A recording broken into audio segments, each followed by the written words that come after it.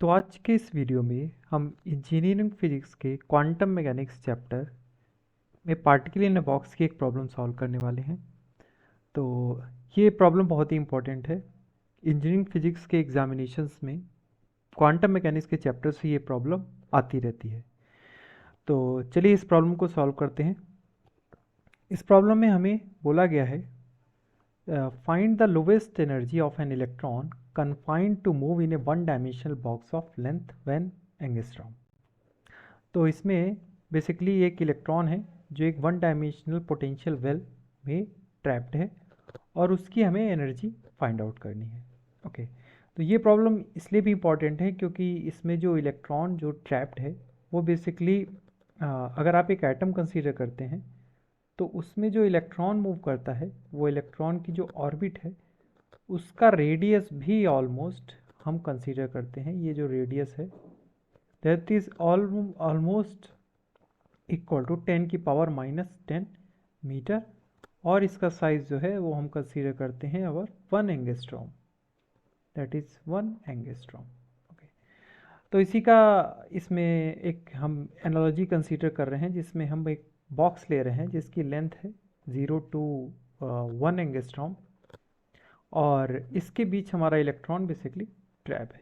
ये जो प्रॉब्लम है ये काफ़ी कुछ सिमिलर प्रॉब्लम है, इसलिए ये प्रॉब्लम जो है वो इंजीनियरिंग फिजिक्स में बहुत ज़्यादा पूछी जाती है क्वांटम मैकेनिक्स के चैप्टर में कि इसका एनर्जी आइगन वैल्यू क्या होगा। इसका एनर्जी आइगन वैल्यू फाइंड करने के लिए हम इसका फार्मूला यूज़ करेंगे। उस फार्मूले का डेरिवेशन नहीं करेंगे। उस फार्मूले का अगर आपको डेरिवेशन देखना है तो उसका लिंक मैं डिस्क्रिप्शन बॉक्स में शेयर कर दे रहा हूँ। तो जो एनर्जी आइगन वैल्यू हम यूज़ करेंगे इसमें जो particle in a box problem है जिसको इनफाइनाइट पोटेंशियल वेल भी बोला जाता है, उसका आइगन वैल्यू हम यूज़ करते हैं E equal to n square pi square h bar square divide by 2m l square.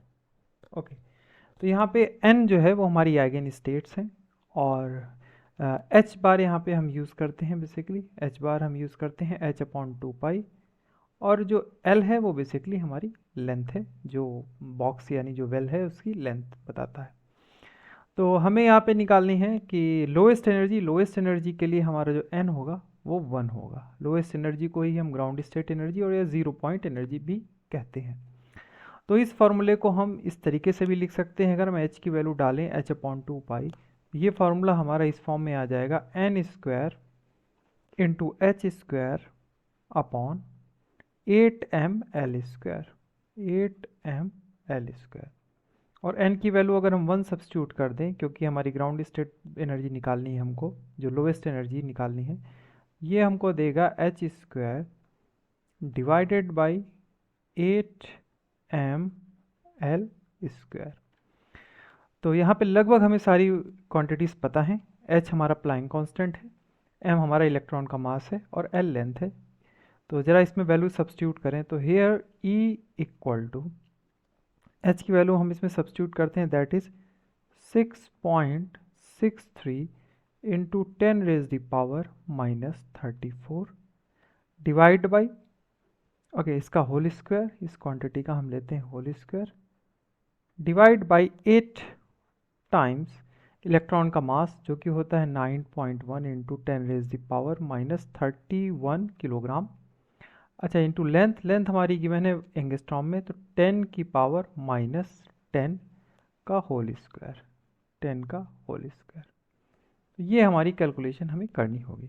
तो ये सारी की सारी कैलकुलेशन करेंगे, चूँकि एनर्जी है तो ये हमें कुछ जूल में मिलेगी, that is 6 into 10 raise the power -18 joule, कुछ हमको ये क्वांटिटी मिलेगी। तो फाइनल जो हमारी एनर्जी मिली ग्राउंड स्टेट की वो हमें कितनी मिली, that is E equal to and that is okay, here E is equals to its value we get, that is equal to 6 into 10 raised the power -18